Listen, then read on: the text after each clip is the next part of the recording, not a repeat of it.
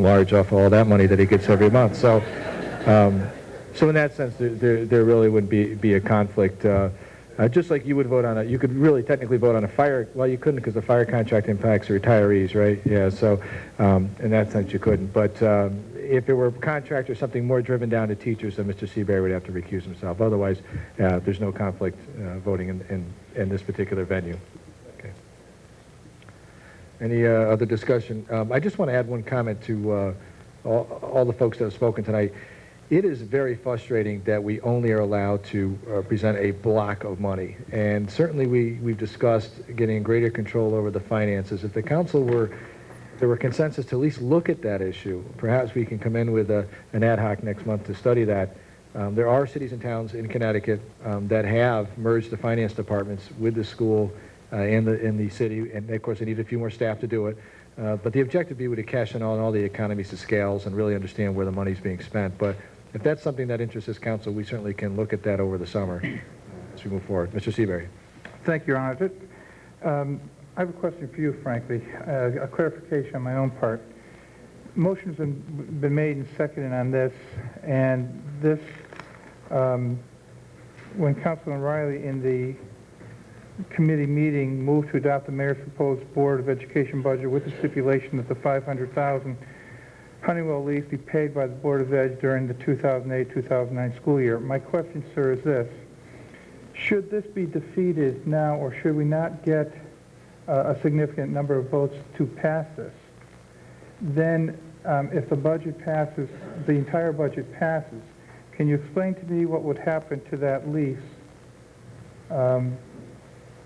in the whole scheme of things? Well, I think it would make it murky. I think, and I would encourage the members of the council to support the budget report only because it's very clear what the expectation would be for the $500,000 of Honeywell lease.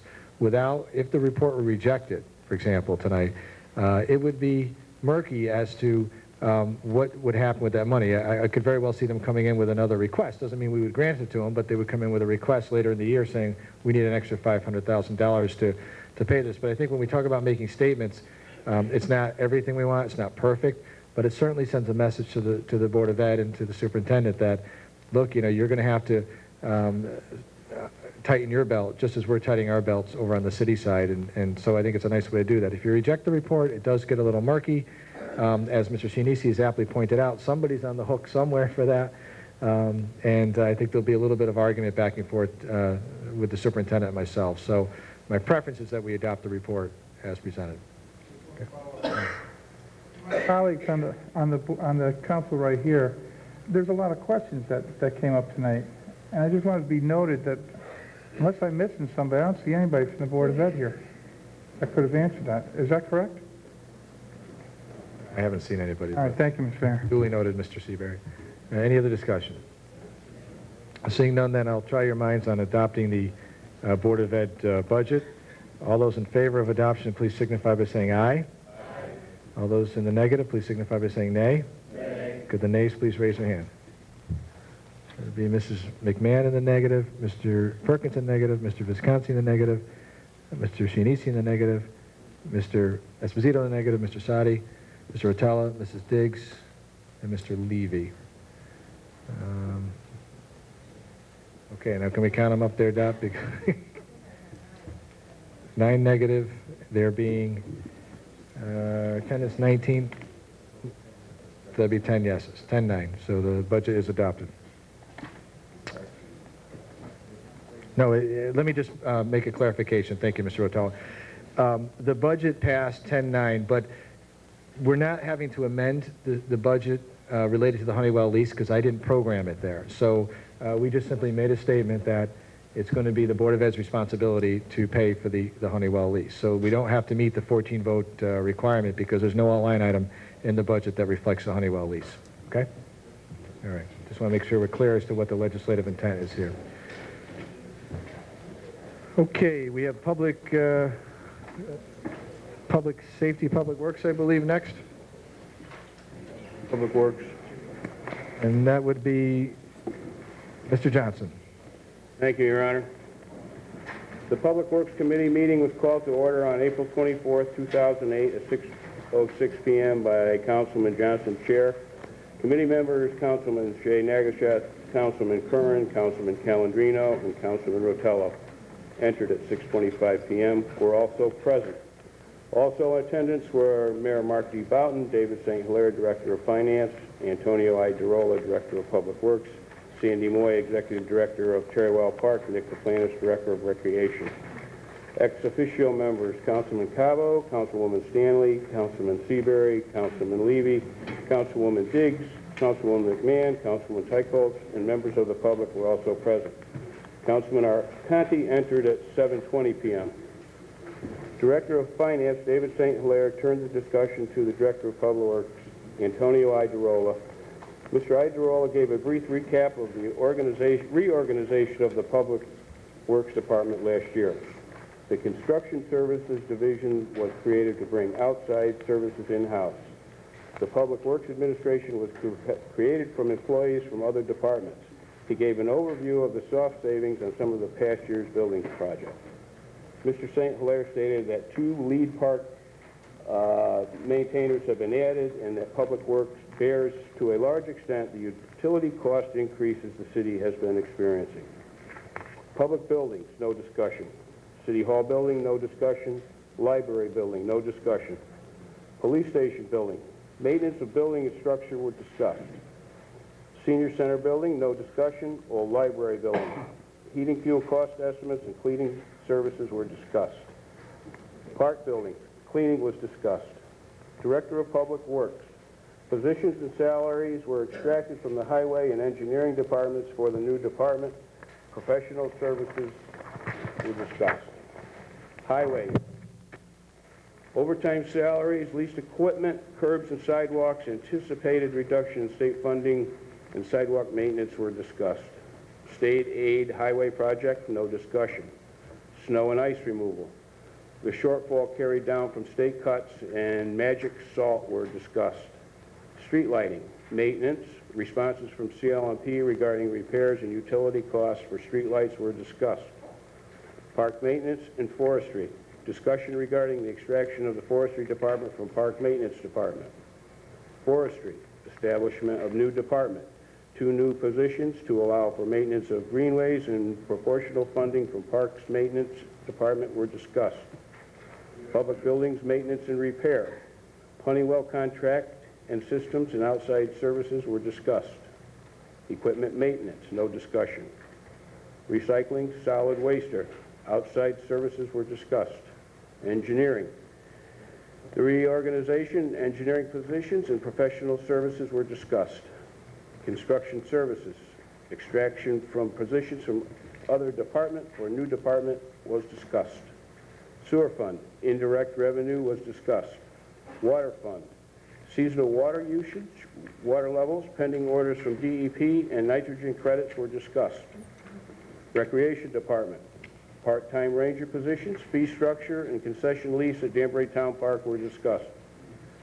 Cherrywell Park Authority, Jerry Daly, chair of the Cherrywell Park Authority, spoke regarding additional requests for the park. Sandy Moy, executive director, read and discussed a list of additional budget requests.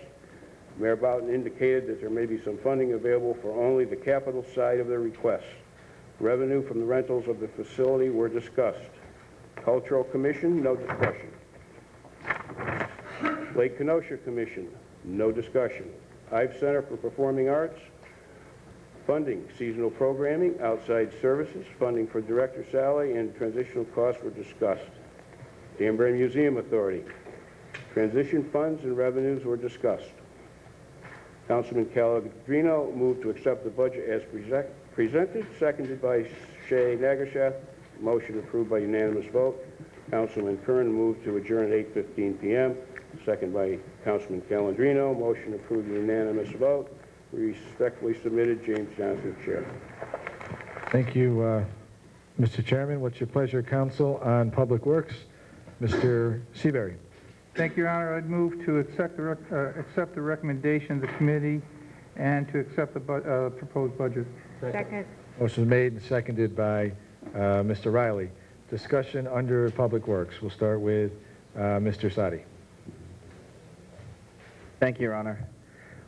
While I think the Director of Public Works has done a great job in the Public Works Department in this report, I agree with generally. However, there's sort of a non-Public Works issue that I've taken issue with since it came up initially, is the Ives Center and municipal funding for that.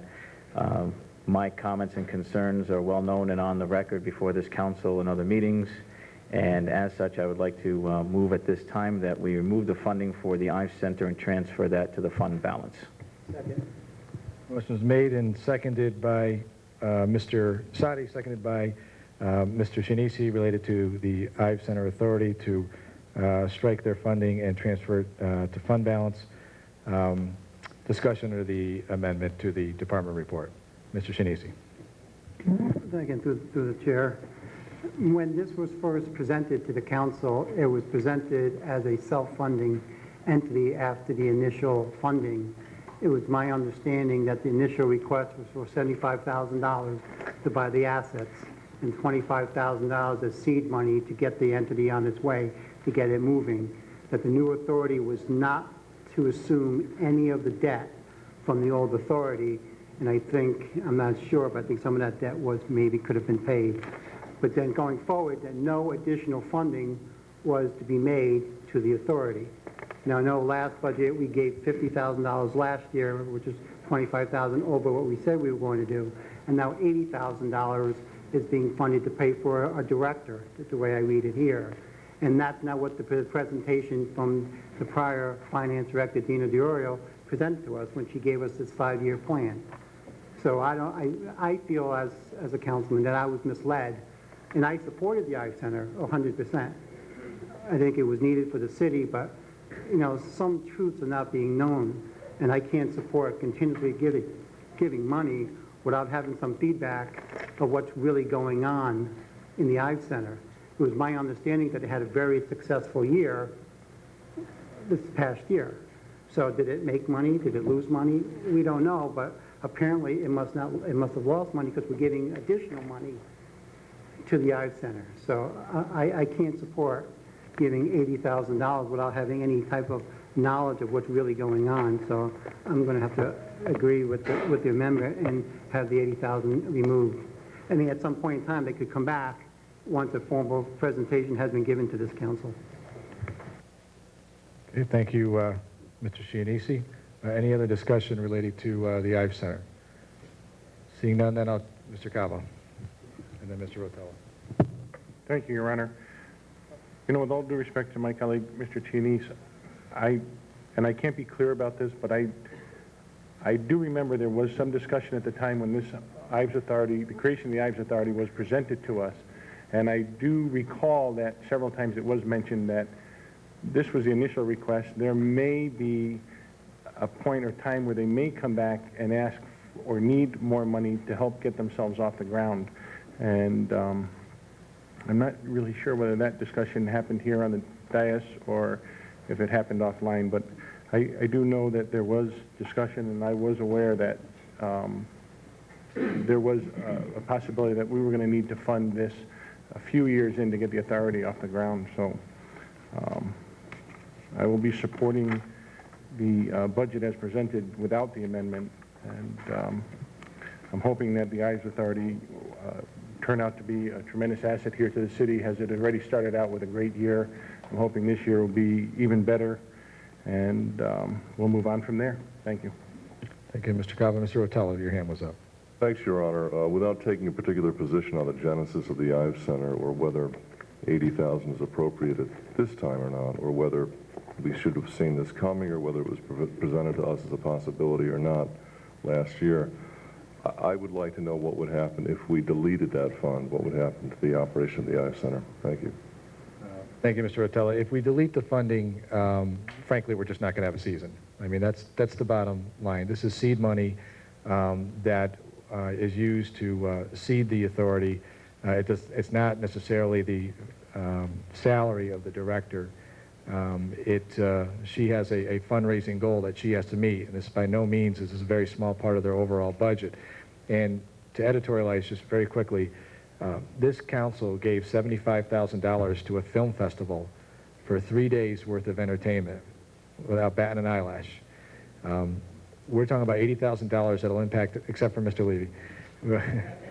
He batted twice and then got a little twitchy on top of it. This authority will impact 25,000 to 30,000 people this summer over really an entire summer. So when you look at your value for the dollar and your impact on the community, there's really no comparison. But the net result will be that there frankly won't be a season. And Mr. Shinisi is right. Look, we certainly want to wean them off of any city funding. That's ultimately the goal. And this money is being transferred over from the YMCA, who also was on a 3-year program to get them up and running.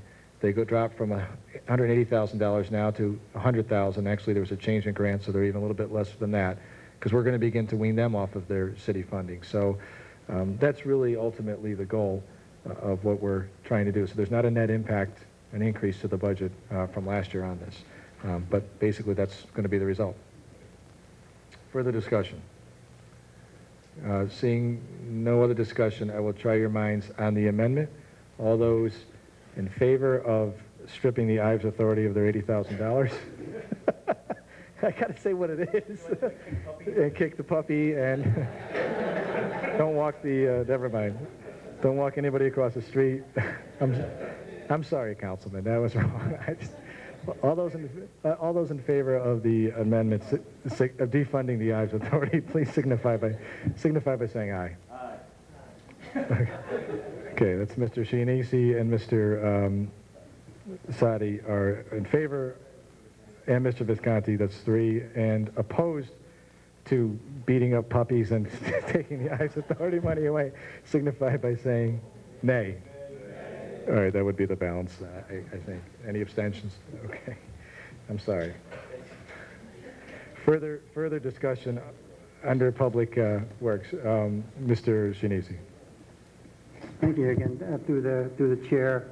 Again, just want to reiterate what Councilman Sadi is saying. I think the Public Works Director is doing a great job in the department, in the way he's managing it and with the different departments that he set up. But one of my pet peeves last year, again, is overtime salaries. So I'm going to ask the Public Works Director again, is adequate funding for overtime, is it in this budget, in your opinion? I know last year we were short quite a bit. We've had discussions. Mostly our overtime is driven by weather-related incidents. We had not only a bunch of snowstorms, some ice storms, which seem to be more typical than snowstorms, but we've also been experiencing during the spring and summer some of these heavy wind and rain events, which impact our regular overtime. So we project out, we trend out 3 to 5 years. The numbers that you see in front of you are those trends. And as long as the weather doesn't really create havoc on us, we should be fine. We've worked really hard with our finance director to really do these trends and really take a look at our projections and incorporate the salary increases into those trends. So I feel these numbers should definitely be sufficient for anything that may come down the road. But then again, could easily be made a liar. Again, I have Thank you. one more other Mr. Shinisi. question. Yep. Again, with the Danbury Museum Authority, again, this year we made them We took them off of 501c3 and actually made them an authority. And one of the reasons why I went with approving making an authority was to help them reduce costs. One of the things that they were able to do is use our buying power to help them reduce the utility costs, which should help reduce their overall operations. So last year's budget, I think they got like $35,000, which was increased this year to $95,000.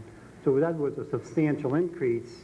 So I guess my question would be through the mayor, because I don't see anybody here from the authority, to say why would they need such an increase when they should have a decrease in other areas that should be enough to cover for any maintenance that they should need to do. So I don't understand why they would need an increase from us. Thank you. Their total request as an authority was approximately $110,000.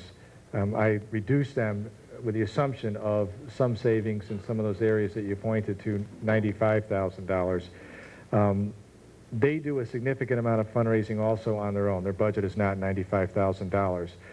We knew, unlike the Ives Center, where there's an opportunity to generate a significant amount of revenue through ticket sales and T-shirts and things like that, that the Museum Authority really doesn't have those same access to be able to generate the revenue that they need. Based on my discussions with the executive director, $95,000 was the approximate, although she says it's a little bit less than what they need, but they'll make it work, approximate amount of money that they're coming up short each year. If you remember during the discussions of creating the authority, our concern was that if the Museum Historical Society 501c3 collapses, we own all those buildings that are out there. They're on each one of the deeds, which means we'll have to go in at a much higher expense, reorganize them, clean them, set them up, and try to develop some kind of way of showing those buildings off and celebrating the history of Danbury. So that's really where that figure is derived from. Bridget will tell you it's probably about $15,000 too low. I said, I'm sorry, that's the best we're going to be able to do this year. It is a $30,000 increase over their prior, $60,000 increase, I think, over their prior things. But remember, we own that, that authority now is pretty much part of the city's assets. I'll also tell you that I did encourage her to continue to generate revenue and raise revenue, particularly through the gift shop, which tends to do very well around the holiday season. So they've got some ideas about how to do that. Are we ever going to get them weaned off? Unlike the Ives Center, I don't foresee us a time when we'll never be supplementing their operations out there. I just don't see it, because of how many people they handle each year. I know that was long-winded. I'm sorry. I'd like to follow up with that. Given the past that we've had with the Richter Park Authority, and there's a lack of communication between that authority and this council, I don't want to start setting trends with other authorities to saying then I have accountability to this council. And I would think that we need to send a strong message to all our authorities, and if I need to put this to an ad hoc or make an informal motion at the next meeting, I will do that. The authorities must be accountable to this council, and they need to start giving reports, whether it be a monthly report or a quarterly report. We need to know what's going on, and we shouldn't have to go beg them for financial statements or requests for data. We should get that voluntarily, so we know what's going on, that we know that the museum is actually funding the buildings adequately, because we don't know. It'll be too late when the roof starts collapsing and falling in that we start getting involved, and then it's too late. We need to know now where they're spending their money, that we can look at their expenditures to make sure that it's being applied correctly, and also, again, using our resources to assist them. I know Rick Palando does a great job with the buildings here, but I think his department needs to start getting involved with them to make sure that their buildings are up to code, that then they are being properly maintained, because if we don't follow up on them, no one will. And it'll be too late when the roofs start collapsing. That will be a much bigger dime to do it, and we should do it now. So, I mean, I just needed to say that we need to start making these authorities accountable, because we can't keep throwing good money into something that's not going to be worthwhile. Thank you. I sense the councilman's frustration, but let me just say, the statutes allow you to create authorities specifically because they're not accountable to us. That's the whole point, is that they're an independent operating authority. To the extent that we're not there to oversee and manage their daily operations, otherwise we might as well make them a city department and then they'll have full accounting reportability. However, having said that, there's certainly no reason why a quarterly report, say 4 times a year, couldn't be provided to the council, giving an overview of the operations, revenue generated, expenditures, that kind of thing. But we do not manage the internal expenditures, nor do we prioritize their operations of their facility. That's done by the boards that we appoint.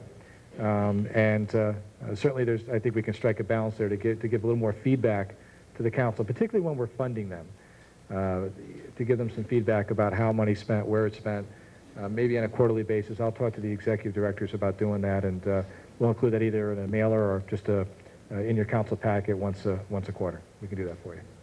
Okay. Further discussions? Seeing none, then I'll try your minds on acceptance of the Public Works budget. All those in favor, please signify by saying aye. Aye. Negatives, please signify by saying nay. And if you could raise your hand, I'd appreciate it. That would be Mr. Perkins, Mr. Shinisi, Mr. Sadi, and Mr. Levy. Health, Housing, Public Safety, and Social Services. That would be Mr. Councilwoman Diggs. Thank you, Your Honor. The Health, Housing, Public Safety, and Social Services Committee meeting was called to order on April 22nd, 2008 at 7:30 p.m. by Councilman Charles Trombetta, Chair. Committee members Councilwoman Diggs, Councilman Knapp, Councilwoman McMahon, and Councilman Esposito were also present. Also in attendance were Mayor Mark D. Boughton, David St. Hilaire, Director of Finance, Dan Garrett, Assistant Director of Finance, Paul Estevan, Airport Administrator, Scott Leroy, Director of Health, Deputy Chief Terrence Shanahan, Chief Alan Baker, Captain Thomas Wendell, Chief Jeffrey Harold, and Pat Waldron, Director of Veterans Advisory. Ex officio members, Councilman Cabo, Councilwoman Stanley, Councilman Seabury, Councilman Levy, Councilman Visconti, Councilwoman Teichels, and members of the public were also present. Councilman Arconti entered the meeting at 7:20 p.m. Director of Finance David St. Hilaire gave an overview of the narratives. He discussed the evaluation of historical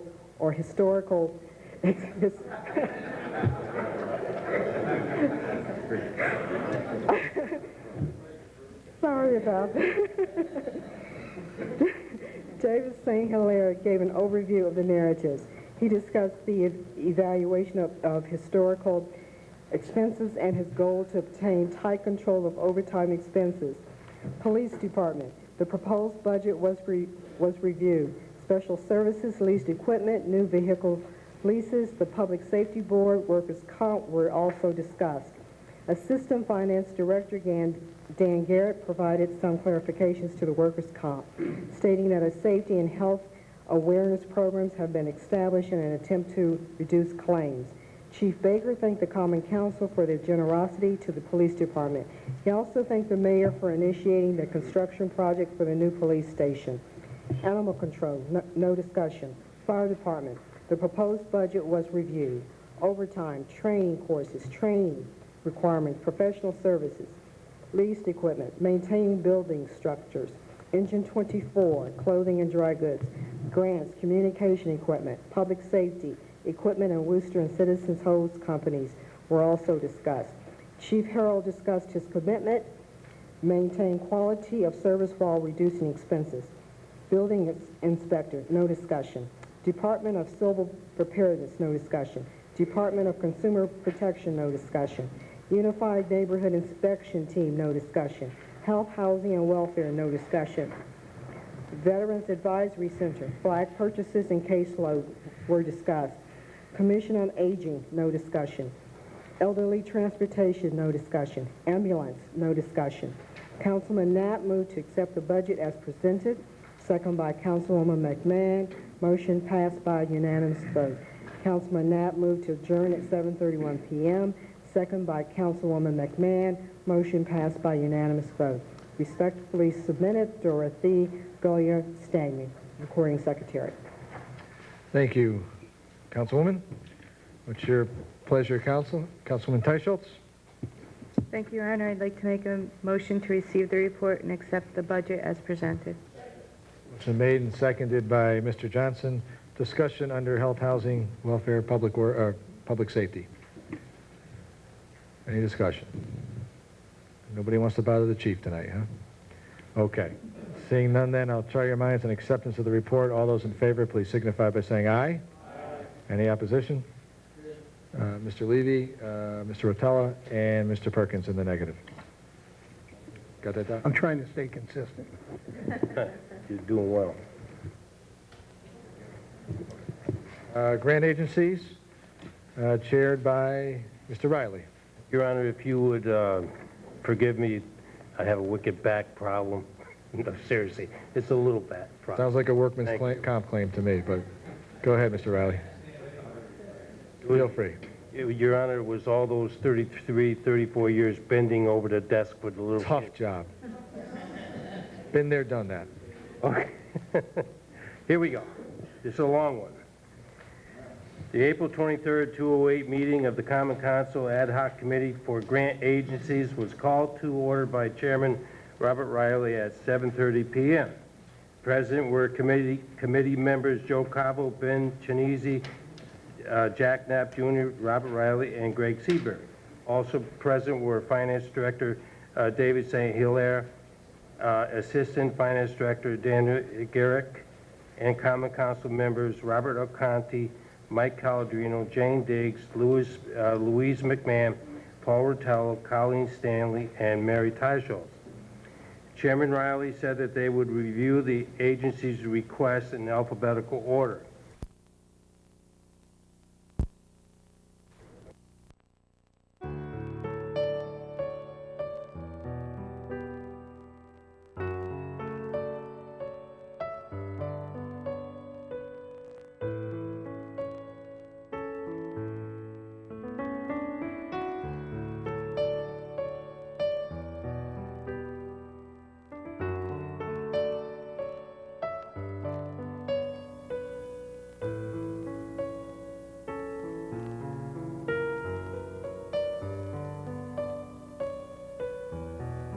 Services, Dream Homes Community Center, Healing Hearts Regional Hospice, Interfaith AIDS Ministry, Midwestern Council Alcoholism, Northwest Regional Mental Health, Regional Hospice, RSVP, TBICO, and We Care.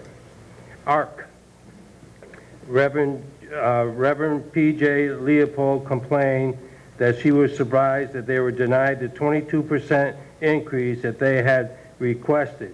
She said this funding has not had an increase in years. Mr. Chinese asked if there had been a reduction in any of the grants for this program. And Reverend Leopold said no, this was the only reduction. Mr. Cavo asked about the full-page News Times ad that they ran about the ICE partnership. Reverend Leopold said it cost $2,300 and it was paid for by an anonymous gift. She added that none of the city funding goes toward their work with immigrants. Finance Director David St. Hilaire said due to the budgetary constraints, most of the grant agencies were kept as the same level of funding last year. The mayor didn't want to cut their funding, so they kept them all at the same level as the previous year. Mr. St. Hilaire Oh, thank you.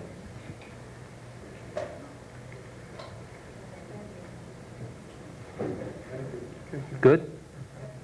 Yes? Oh. Explained that the city department budgets were cut rather than take funding away from these agencies. So there was no way that they could accommodate the request for increases. Community Action Committee. Linda Armstrong said food and fuel are the two key words. Normally, they serve 11 families. Right now, they're at 3 times that amount. Connecticut Institute for Communities. Jim Maloney, president, said there are 6 key points they want to do, but the bulk of the funds will be used to maintain the Harambee program. He said that they are hoping that this additional funding will help them get more money from other sources, such as grants and private foundations. Mr. Chinese suggested they ask Wisconsin University to donate the use of the Armory building, which would reduce their expenses significantly by eliminating the rent. Mr. Maloney said the state will not do that, but a deal has been made for the city to buy the building once the new arts building is finished at Wisconsin. War Memorial. Mr. Riley said the War Memorial is experiencing difficult times. They just don't have the membership to cover their expenses. He suggested that they merge the funding for the YMCA with this and split it down the middle. Mr. Chinese said they should wait until they get to the YMCA to discuss this idea. Mr. Chinese said it seems that many of the agencies serve the same purpose and asked Mr. St. Hilaire how they can prevent the duplication of services. Mr. St. Hilaire said it may seem like there is some overlap on a lot of these programs, but they are distinctly different. He said the mayor insisted on keeping everything the same as last year. Any programs that were increased were done so because they were joined with another program. 6 more pages, don't feel bad. Hispanic Center of Greater Danbury. Executive Director Eva Colon thanked them for changing the amount of their grant. She said she has worked hard to get the agency back on track by finding out what the needs of the community are and providing programs to satisfy them. She added that they recognize the need to take accountability for what they do. Mr. Chinese said last year their funding was taken away because of problems with the previous management. He said there is currently an ad hoc committee looking into reinstating last year's funds. Mr. Cabo asked about the full-page News Times ad they ran about the ICE partnership. Ms. Colon said it cost $1,196 and it was made by a private donation. Barbara Roos, secretary to the board of directors, then said Ms. Colon came on board. The face of the agency has totally changed. Boughton Street YMCA. Mr. Cabo asked Mr. St. Hilaire to explain the change in the funding.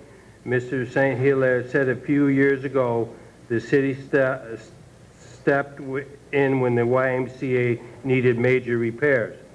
That funding was maintained to help them do the improvements, but now since they are making money, it's time to cut back.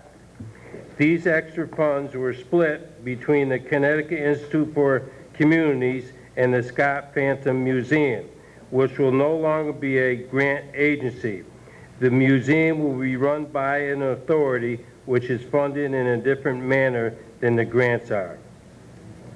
Mr. Riley again suggested merging the proposed funding for the War Memorial and the YMCA and splitting the dollar amount down the middle. Mr. St. Hilaire said the War Memorial is in a unique situation because it is in danger of closing. He said these two agencies need to work this out between themselves. Mr. Riley said the War Memorial was built to honor the dead and service the living, but they are in a bad way and Danbury cannot afford to lose that program. Mr. St. Hilaire said the council needs to consider who the money will help more. Volunteer Center. Patty Cohen Hecht, I hope I pronounced it right, president, stated that they have been in existence since 1974 and their allocation amount from the city has not increased since then. Every group in Danbury looks to them to provide volunteers, but they need additional funding at least to bring them up to every other non-profit in the community. This past year, they went to the other towns for funding. They received $20,000 gift from the mayor, and the rest of the money they got from Sweat Equity. It was from the mayor's ball there, Mr. Riley. I just want to be clear. I don't give out $20,000 to everybody that walks in the door. So. Okay.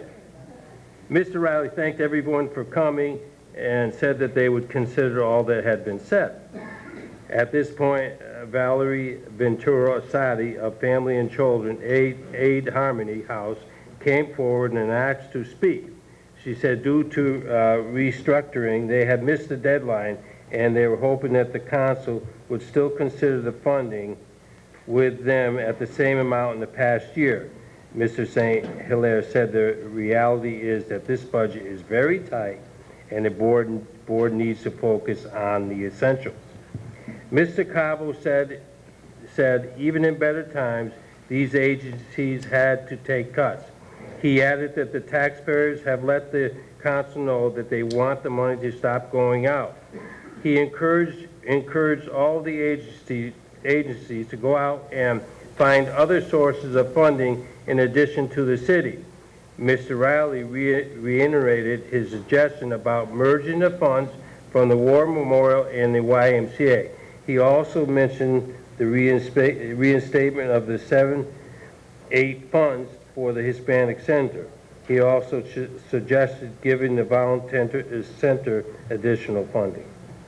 Mr. Cabo made a motion to recommend the budget as presented by the mayor with the exception of the merging the funding for the YMCA and the War Memorial and splitting it evenly between the two agencies.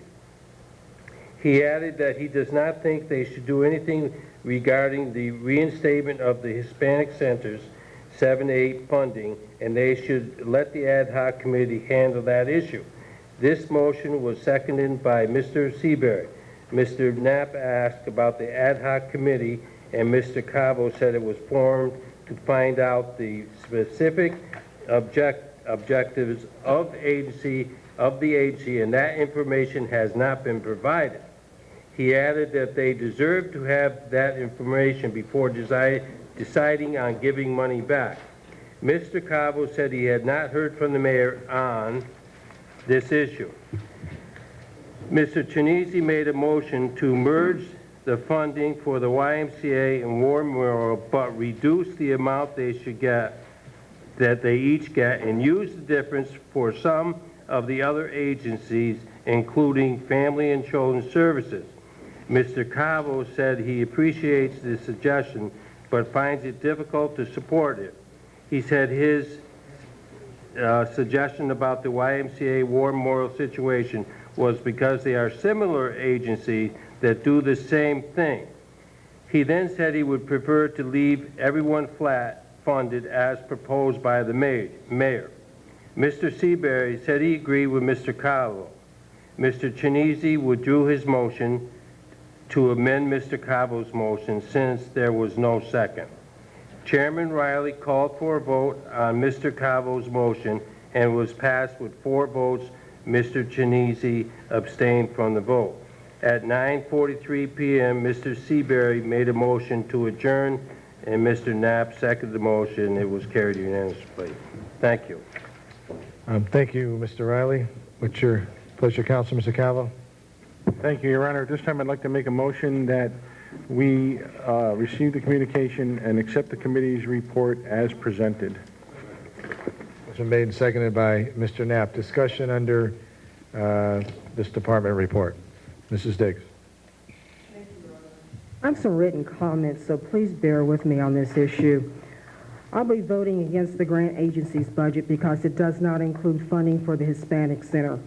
I sat in on the committee meeting on the 23rd and left after the committee had stated the Hispanic Center was receiving $27,000.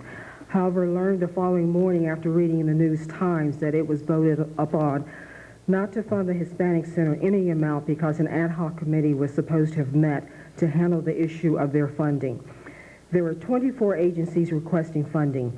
16 of the agencies simply came to the front, and the chairman stated how much they were receiving from the city, and the agency said thank you, and no questions asked from the committee. The other 7 agencies were asked questions, but quite clearly when the Hispanic Center approached the dais, it was something that really resembled an ad hoc committee meeting. Several questions were asked, and in specific their ad in the News Times about the ICE partnership, and it was stated the ad was funded by a private donation. I was pleased by that answer. My focus was then on what the Hispanic does in their mission as a nonprofit agency. And they were asked about their mission and what had changed from last year to this year. Ms. Colon clearly stated their mission was more on inclusion activities and English as a second language, because last year there was more of an emphasis on activism and they had swayed from their mission. The Hispanic Center was even asked about the amount of the budget. You know what? I don't believe that any other agency was really asked the amount of their budget. I was impressed that the amount requested from the city was only 6% of their total budget, and they are now receiving funding from private donations and foundations. For a nonprofit agency, this is admirable. Of the 16 agencies, I don't know what their budget is because that question was not asked, as well as the other 7 agencies, or their purpose, because that question was not asked of many of the agencies.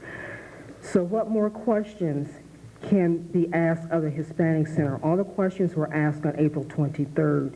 Why do you need an ad hoc committee to ask the same questions?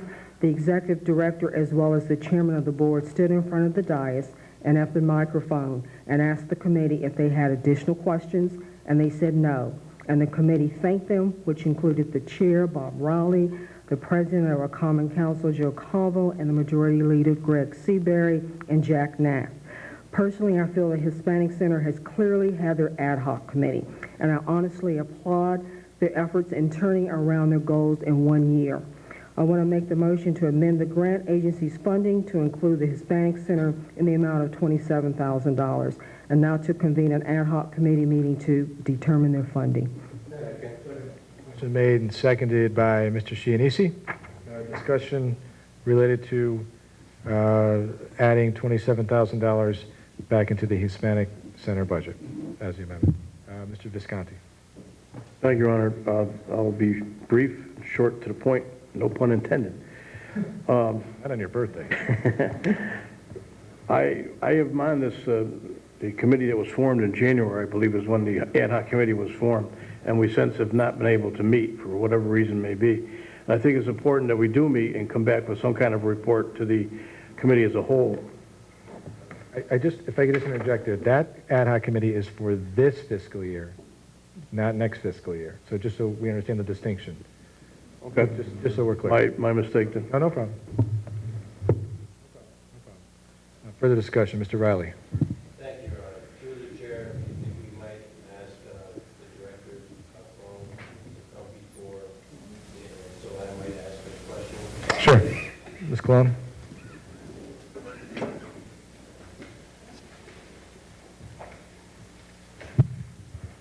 Good evening. I'm Eva Colon. I'm the Executive Director for the Hispanic Center. Good evening. As you know, it's been a very difficult time for all of us, and most certainly it's a difficult time for the Hispanic Center.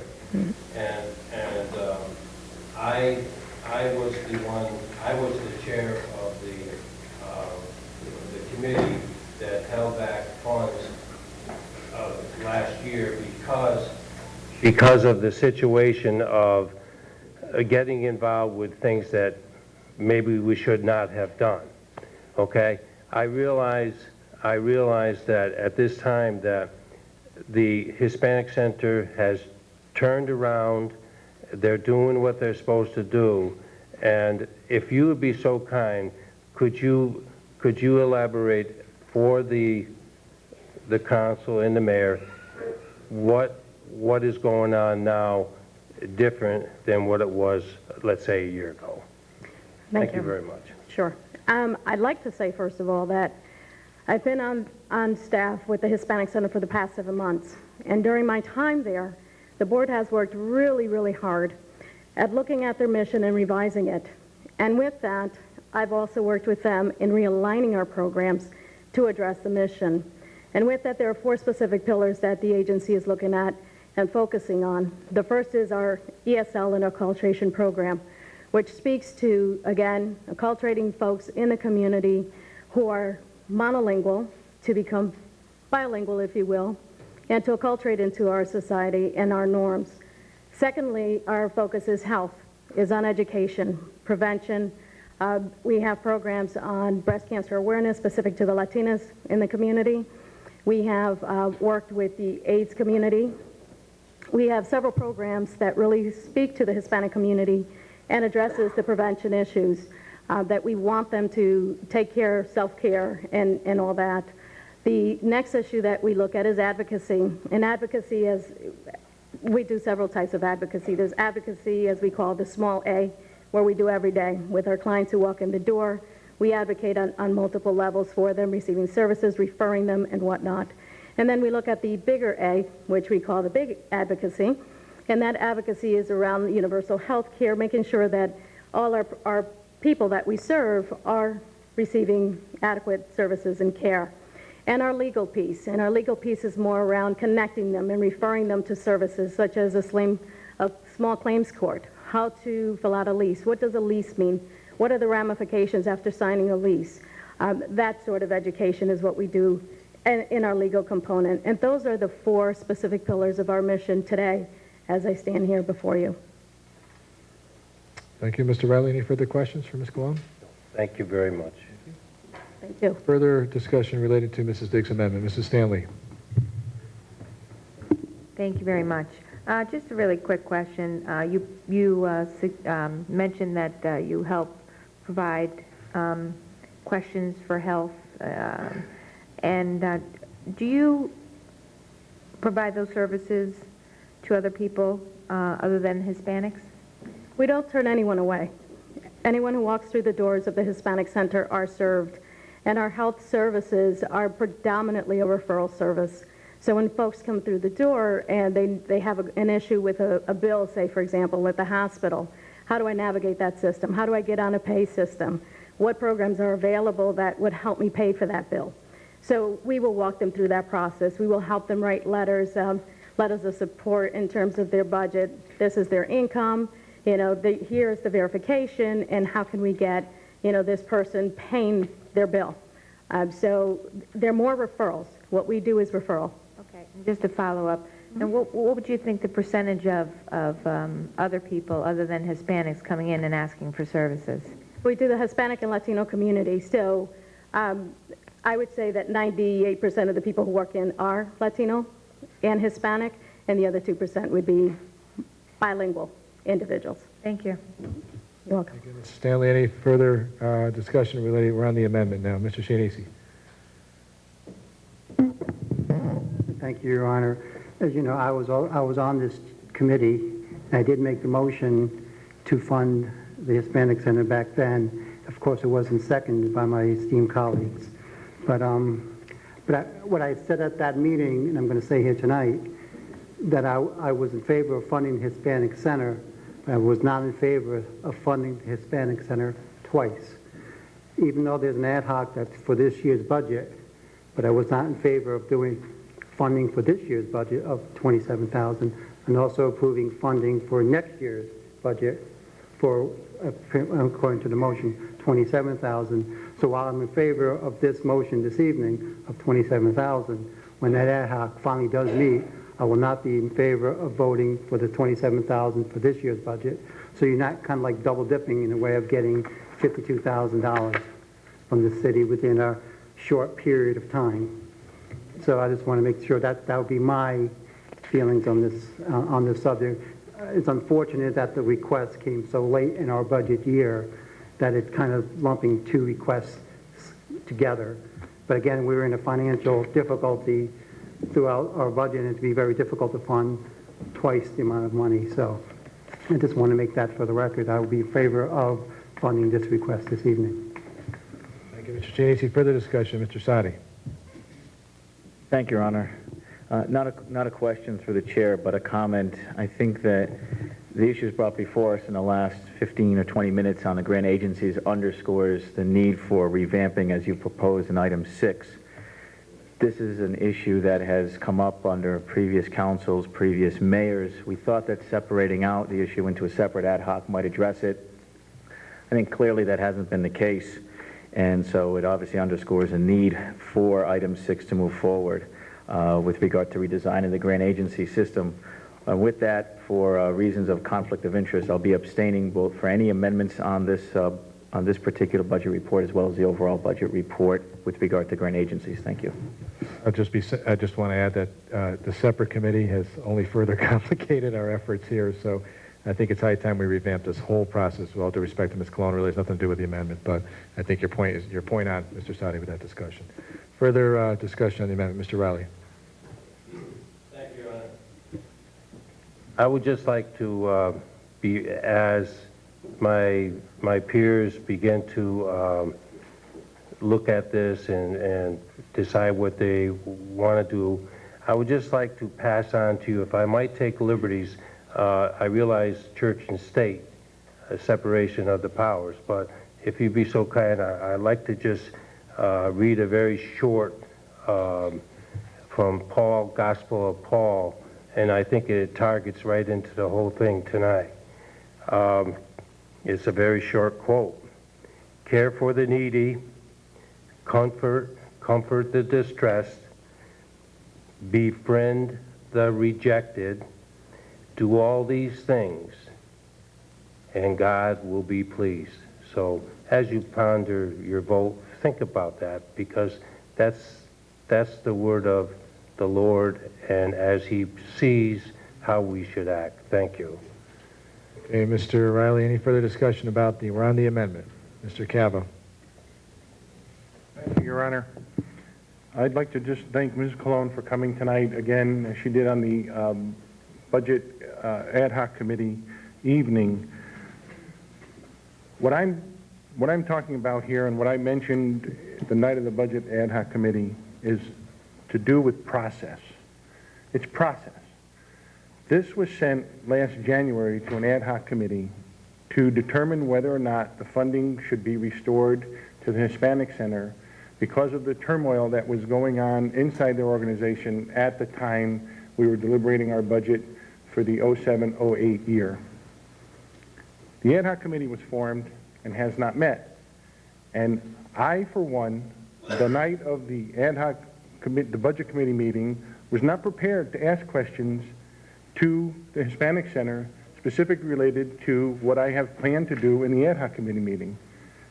Also, members of this council that may have wanted to attend that ad hoc committee meeting to ask their own questions would have been denied the right that night to ask those questions, because they probably were not expecting that those questions would have been asked in that type of format. So it was with that in mind that everyone on this council has the opportunity to come to that ad hoc meeting knowing its specific purpose.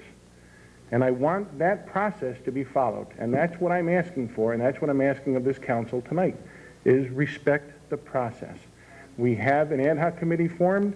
We're waiting for them to meet. We're waiting for them to do their due diligence. We're giving everyone on this council an opportunity to come and ask their specific questions. We'll have them answered, and then a report will be given back to this council, and then the motion on whether to restore the funding or not will come before this council properly. So I just want to be clear on that, and I just want to let everyone know that that's my intent in this, and that's where I am on this. So, thank you. Thank you for your thoughts, Mr. Cavo. Any other discussion? Mr. Calandrino, then Mr. Perkins. Your Honor, could you read the amendment again? I forgot what it is. The amendment is to restore $27,000 to the Hispanic Center's budget in the grant agency section of the report. Thank you. Perkins. Thank you, Your Honor. Through you to Councilman Cavo or Councilman Riley. When was the... Excuse me, Mr. Perkins, unfortunately, you can't address other members in the dais with questions. Okay? But any other discussion? Mrs. Diggs for the second and last time on this amendment. Okay, I'm a bit confused, and I know all about due process, but I'm just a bit confused. Well, in terms of the grant agencies that met on April 27th, I thought that the Hispanic Center came and they gave their proposal and they provided us with feedback. We provided them saying that we would give them $27,000, and that was for this year, this fiscal year coming up, 2008, 2009. So I think that's what we all heard. But I guess I'm kind of confused about the $25,000 that was supposed to have gone to an ad hoc committee meeting. My amendment to the budget is for the budget of 2008, 2009 to amend the motion, saying I want to make the motion to amend the grant agency's funding to include the Hispanic Center in the amount of $27,000 for the year 2008-2009. No, This does- that motion would be out of order, Mrs. Sticks. We're on the 2008, 2008, the next Yeah.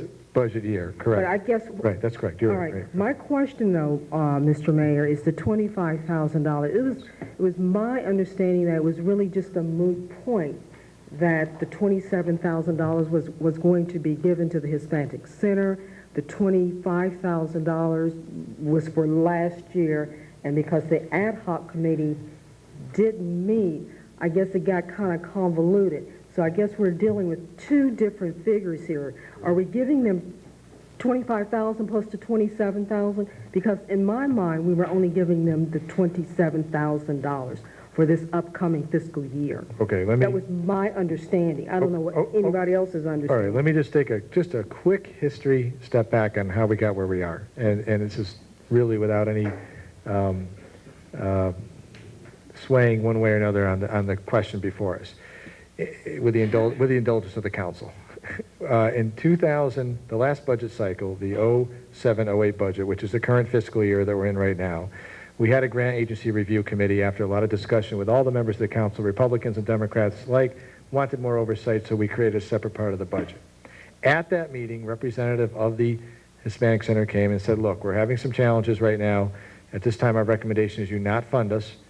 And it was agreed at the meeting that when they were reorganized, had realigned their mission, they would come back in with a proposal to receive their funding for this fiscal year. And I'm not sure the exact number. It could be 25,000. That sound about right? So that was the number. Ms. Colon was hired in the fall, maybe October-ish, November? September. Okay. She presented a proposal to my office around December, January. I forwarded that to the council, appointed an ad hoc committee to review the funding request for the year we're in right now. So there's that ad hoc that's out there. Mr. Riley's been appointed chairman. I believe he's done a site visit already. He's been doing some work on it, and is arranging the logistics for a meeting sometime in May for this year's funding. The motion you have on the floor tonight, okay, so because the money was not in the budget and had been reduced out of the budget, when I drafted the budget with Mr. St. Hilaire, we did not include funding for the Hispanic Center because this council had not restored funding to this budget of this year. So at this point, you have a question on the floor to amend the current grant agency's budget for next year, the 08-09 fiscal year, to add $27,000 back in for the Hispanic Center. That's where we stand tonight. The other question of the $25,000 is currently waiting to meet. I think Mr. Riley said at some point in May they'll be meeting to meet with Ms. Colon and go over their mission statement and all the other relevant data and things like that. That would be a separate request, which Mr. Chianese has articulated he would not be supporting because at this point he's supporting the future amendment. So I didn't mean to summarize your comments, but that's where we're at. Okay? All right. Any other discussion? Mr. Perkins. If I could have spoke, what I would have asked was how come the meeting wasn't called? And it's a bad pattern that we've developed over the years, is forming up ad hoc committees and not calling them, as one of the public speakers mentioned here earlier. Mr. Perkins, you're a little bit off topic there, and I appreciate your thoughts. That's a discussion you have to take up offline. It's not for the dais. Any further discussion related to the amendment that's on the floor? Okay, so the amendment would be to restore $27,000 of funding back to the Hispanic Center. All those in favor of supporting the amendment, restoring the funding to the Hispanic Center, please signify by saying aye. All those opposed signify by saying nay. Okay, we're going to have a raise of hands here. And one abstention, sorry. Mr. Sadi's abstained, that's easy. If you are in favor, please raise your hand. You know what, let's have the clerk call the roll, it's easier.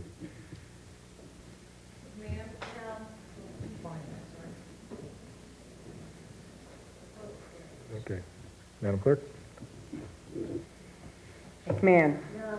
Negresha. Johnson. Caladrino. Perkins. Yes. Viscani. Yes. Sheenies. Yes. Esposito. Yes. Sadi. Abstain. Cavo. No. Rutello. Yes. Diggs. Teichholz. Arconti. Knapp. Levy. Riley. Seabury. Stanley. I count 10 noes, 7 yeses, and 2 abstentions. So the motion fails. We're back to the original grant agency report. Any further discussions under the grant agency report? Mr. Shanisi. Using through the chair, using the mayor's philosophy on the Charles Ives to say that $80,000 will support 25,000 people, I'm going to make a motion that we fund the Children's Aid Center for $4,000 on that same theory that $4,000 is actually benefiting over 5,000 to 6,000 children in the city of Danbury. So if you use that same logic, we are benefiting many of our children, and $4,000 in a $202 million budget is really, it's nothing. It's pennies on the dollar. So I'd like to make a motion that we restore only $4,000 to the Children's and Family Aid. Second. Motion is made and seconded by Mr. Visconti to restore $4,000 to the Family and Children's Aid. And just for the record, I want to note that we did not fund them because their application came in after the deadline. But having said that, I'm going to already guess that Mr. Sadi is going to recuse himself for any discussion or participation in this debate, and I want the record noted as such. Discussion about the amendment. Mr. Rotella. Thank you, Your Honor. Where would that 4,000 come from? That's a good question. I'm sure we can find $4,000 in next year's appropriation. Okay, let me back up. Did the amendment include language that determined? Okay, all right, thank you. Certainly we can find it if the amendment were to pass. Further discussion about the amendment. Seeing none then, I'll try your minds. All's in favor of adding the $4,000 in for Family and Children's Aid, please signify by saying aye. Aye. Opposed? Okay, let's do a show. Let's call the roll. McMahon. Yes. Nagersha. No. Johnson. Yes. Caladrino. No. Perkins. Yes. Visconti. Yes. Shenice. Yes. Esposito. Yes. Sadi. Cavo. No. Fratello. Yes. Diggs. No. Teichholz. No. Arconti. No. Knapp. Yes. Levy. Riley. Yes. Seabury. No. Stanley. What do you got, Madam Clerk? No, I don't.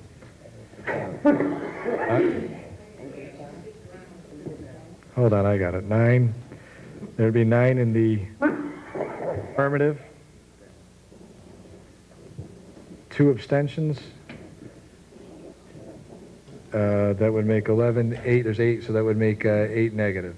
So motion fails. Yes. Further discussion related to the grant agencies. Seeing none, then I'll try your minds on adoption of the grant agency side of the budget.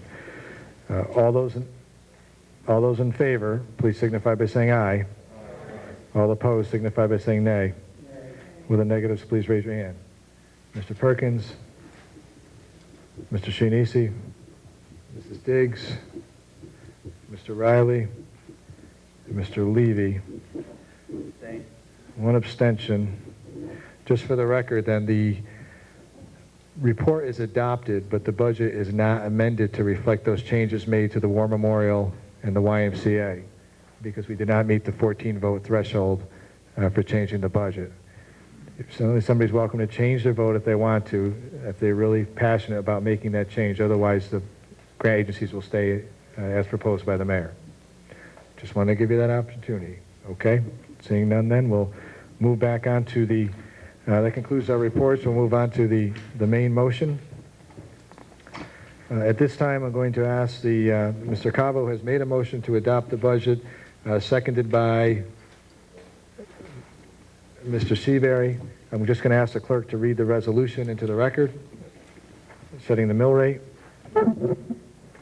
A resolution levying the property tax for the fiscal year beginning July 1st, 2008 and ending June 30th, 2009. Section 1, the sum of $154 million, $126,461, representing the gross appropriation for the city of Danbury of $202,295,259 for the fiscal year of July 1st, 2008 and ending June 30th, 2009, minus indirect revenue of $44,418,798, minus use of fund balance of $3 million, minus operating transfer in of $750,000 is hereby levied and assessed on all taxable property in the city of Danbury as set forth on the annual grand list of October 1st, 2007. Section 2. Accordingly, the general fund tax rate for the fiscal year beginning July 1st, 2008 and ending June 30th, 2009 shall be as follows. Tax rate 21.35 mils. Section 3. The taxes levied and assessed as hereinafter provided shall be payable in quarterly installments on July 1st, 2008, October 1st, 2008, January 1st, 2009, and April 1st, 2009, except for taxes levied and assessed on mobile homes, motor vehicles, and where not in excess of $100, which taxes shall be paid on July 1st, 2008, in accordance with the general statutes of the state of Connecticut, unless said dates shall have lapsed before the effective date of this resolution, in which case the tax collector shall fix the dates and installments as if said dates had not been fixed herein as provided by law. Section 4, the tax collector shall cause the said taxes above levied and assessed to be inserted on the tax rolls for the fiscal year beginning July 1st, 2008 and ending June 30th, 2009. Thank you, Madam Clerk. At this time, we have a motion on the floor to adopt the budget, as all department reports have been reported in and accepted. I'll entertain any discussion about the budget in general as a whole. Mr. Levy?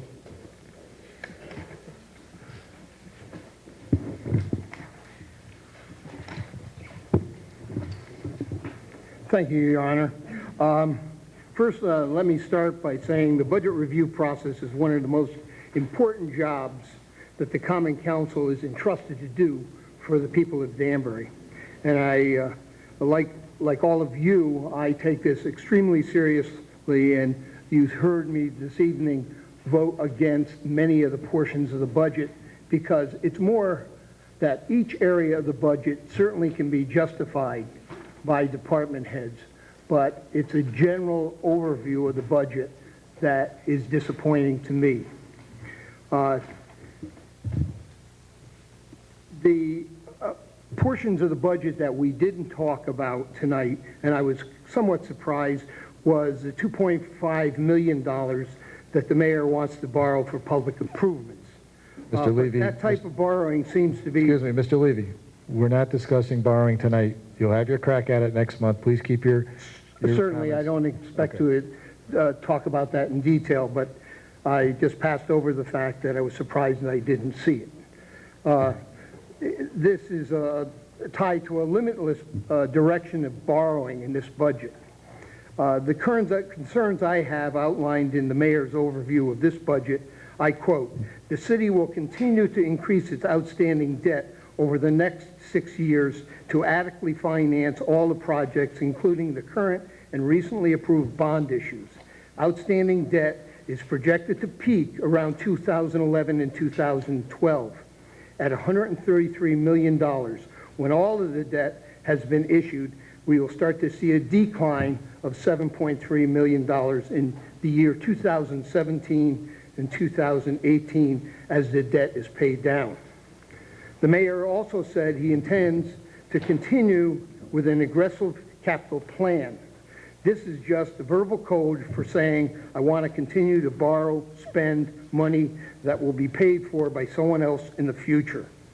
This type of commitment totally disregards the current economic climate and puts an unnecessary hardship on the Danbury taxpayers. In this budget, almost 3 mils of your property tax go towards paying for borrowed money. This is twice as much as it was 5 years ago, and it is planned to increase every year to the year 2011-2012. In the business, we borrow money with hoping to return a profit on what we borrow. In government, on the other hand, it's a not-for-profit organization, and we try to pay for everything we can as long as it doesn't exceed an amount that would break an annual budget, but typically these items are things that can be amortized over 20 years, like roofs, school buildings, things of that nature, equipment and systems sometimes. Items that are used all the time and are reoccurring purchases should be due in an operating budget. Careful pre-planning of purchases saves taxpayers the cost of borrowing. And I would make examples of that, even though they're not in this budget. But if you were to buy computer parts and you were to buy them, bond them, the technology moves so fast that more than likely the borrowed money wouldn't be paid off before the equipment was old and the technology was no longer usable. And in other items, if you were to buy things like police cars, you could stretch that buying out. You know that you have a fleet of 60 cars. If you bought 20 cars every 3 years and the life expectancy of the cars were 3 years, there's no reason why you couldn't pay for those up front. Mr. Levy, you're way off topic here. Perhaps if you want to save some of those comments for next month when we look at that borrowing, it'd be good, but you're way into the forest. This budget... Borrowing, there's nothing in what's in front of you today about I didn't purchasing... say this budget. Mr. Levy, I gave excuse me. examples. I have the floor at this moment. There's nothing in there about buying police cars. You'll have your opportunity to address that at the next meeting, but try to keep your comments to the question at hand. Well, I am keeping my comments on just talking about generally how this is constructed and reading from the narratives of the budget that you put in there. The idea of borrowing to close a gap, which I addressed in the capital portion of the budget at the subcommittee, to cover a gap in capital project is misleading. That over the years, capital budget projects are paid by federal government and they're paid by state government, and you have to have them a 5-year plan, but many of those issues the taxpayer never pays for himself. Therefore, I cannot support this budget for two main reasons. The first is because it guarantees taxpayers a minimum property tax of 6% per year till the year 2006. And many of us will pay a lot more than that as the phase-in takes place over the next 3 years. The second reason is relatively simple, and everybody's aware of it. The second reason is that the country is in an economic recession. Unemployment in the state is at a 5-year high, and we have thousands of homes foreclosed on. The groceries and utility prices have all gone up, and the last thing that Danburyans need is an increase in their taxes. We don't live in a vacuum in the city of Danbury. We're subject to what happens in the state and in the country. And throughout New England, all of the New England states are running in the red. And I see an article with even Jody Rell saying that the state will adopt last year's budget and go forward on that because they understand the impact of increasing taxes. It will be counterproductive in this community as it has been in many others.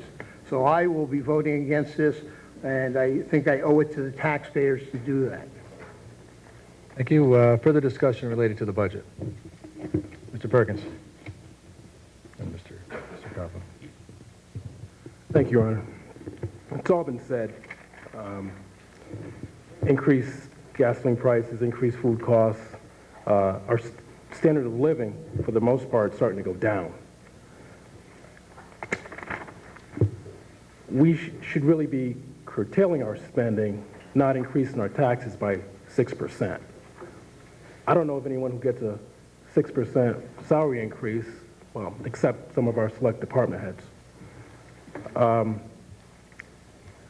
Because spending is just unconscionable. I think it's primarily due to poor planning and lack of accountability. Our taxpayers really can't afford this budget. And I sometimes think to myself, how can I even pay my own property taxes, being a property owner? I really can't put this additional burden on the taxpayers of this city, and I'll be voting no for this budget. Thank you. Thank you, Mr. Perkins. Further discussion? Mr. Calvo. Thank you, Your Honor. I just, at this time, would like to take the opportunity to thank all my fellow council people for what I think was a wonderful job that you did in accommodating your respective committees and the work that you did in researching your questions and your facts and your figures. And I couldn't be prouder of this body as a council for the work that they did in getting this budget to this point. I just want to say thank you to all of you for making the time and taking the time out of your schedules and being as attentive to this as you have been. And I really appreciate it. Thank you. Thank you, Mr. Calvo. Further discussion? Seeing none, then I'll try your minds on the... Oh, I'm sorry, Mr. Sadi. Thank you, Your Honor. My concerns with the budget I laid out after the committee reports of Board of Education and the Department of Public Works, and just note those for the record. Thank you. Duly noted, Mr. Sadi. Further discussion? Seeing none, then I'll try your minds on the adoption of the budget. All those in favor, please signify by saying aye. Aye. All those opposed signify by saying nay. Nay. Could the negatives please raise your hand? That would be Mr. Perkins, Mr. Visconti, Mr. Chianese, Mr. Esposito, Mr. Sadi, Mr. Rotella, and Mr. Levy. That would be 7 negative, right? 7 negative. That would be 12 in the affirmative. Just for the record, having not reached the 14-vote threshold, none of the changes that were made in the reports are adopted at this time, but the budget as stands adopted. Madam Clerk, item 21, please.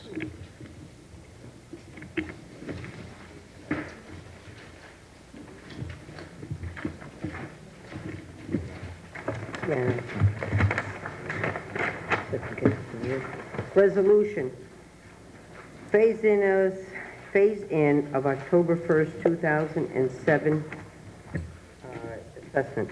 It's your pleasure, Counsel. Councilman Calvo.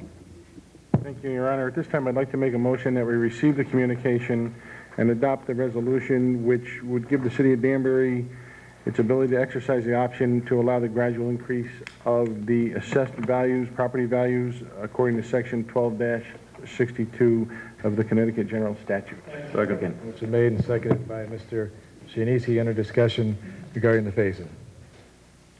Mr. Chianese. Thank you, Your Honor. Again, through the chair, this is to the finance director. Can you just give a brief overview of how the phase-in will actually take place, and by giving examples of an assessment, not this year, but also how the entire phase-in will go through, just for the people in the audience and also anybody who is maybe watching. Director of Finance.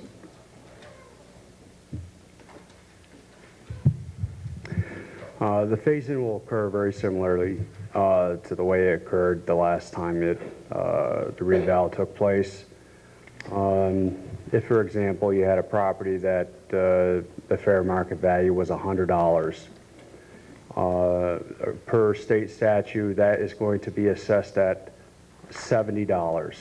All right, so your full assessment would be $70. And if a gradual phase-in over 4 years, we wouldn't phase it in, or we wouldn't assess it at $70. We would assess it at a portion of that. And we would assess it at, I think we would start off, and I'll just pick a number, I don't have it offhand, or I don't know exact number, but let's just say 55%. So it'd be $55, or $55 it would be. And then the next year would be, whatever the number is, $59. And then the next year would be $63 or $64, and then the following year would be $70. It would bring it up in the fourth year at 70 full assessment value. And that's how the phase-in would work. All right. So what it does is it eases in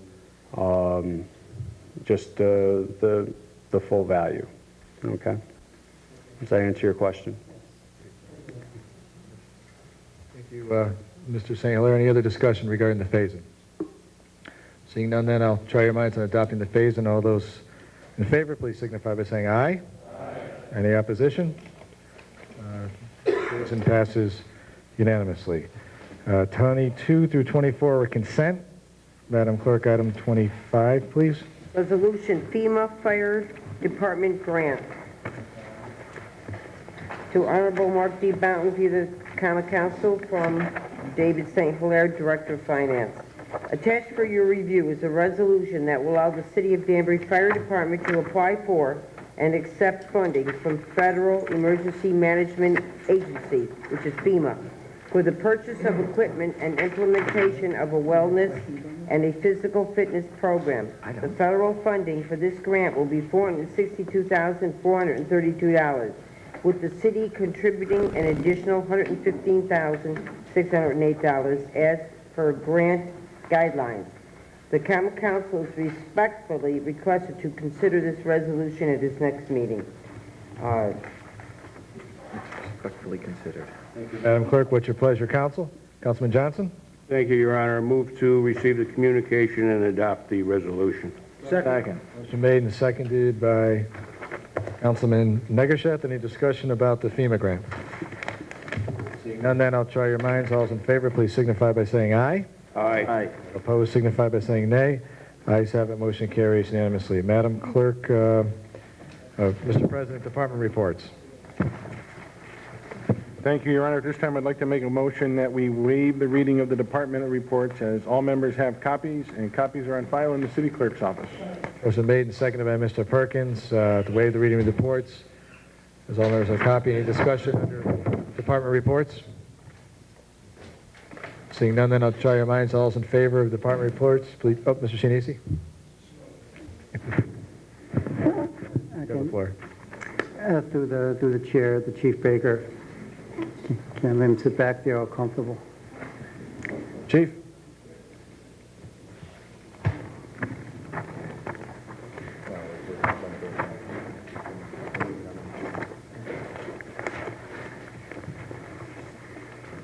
Thank you, Chief. This evening, there were certain comments regarding your report regarding traffic enforcement, how it decreased in number from one year to the next, and also regarding, parking on sidewalks and those other things. Can you address those concerns? Sure. It's due primarily to personnel. We haven't been at full strength since August of 2007. We haven't had an eligibility list since October 2007, and we probably won't have an unemployment eligibility list till August 2008. We've had about 10 people that are out with injuries, and 130 people isn't enough to police the city of Danbury and do all the extras. Mr. Shinisi. Again, to follow up on that, so your current strength is how much? What's your number? We're authorized 152. We have 148 right now. And you had 130? With injuries, disability applications, people on light duty. But during the year, I thought that at one point, weren't you at least 151 at one point? August of 2007 was the last time we were at that point. Why did a lot of people go and retire, or did they leave, or what's the... Injuries. Injuries, retirements, resignations, we've had them all. Got a lot of people on the bench, Chief, right? We have a lot of people on the bench. Any other discussion under department reports? Seeing none, then I'll try your minds and acceptance of reports. All those in favor, please signify by saying aye. Aye. Opposed, signify by saying nay. Ayes have it. Motion carries. Mr. President? Your Honor, at this time, I'd like to make a motion to add on an item number 29. Second. Motion made and seconded. All in favor of adding item 29, please signify by saying aye. Aye. Any opposition? Seconded by Mr. Negasheth. Okay. Madam Clerk, do you have item 29? Mr. Mine over there. Madam Clerk, item 29, please. Charlize.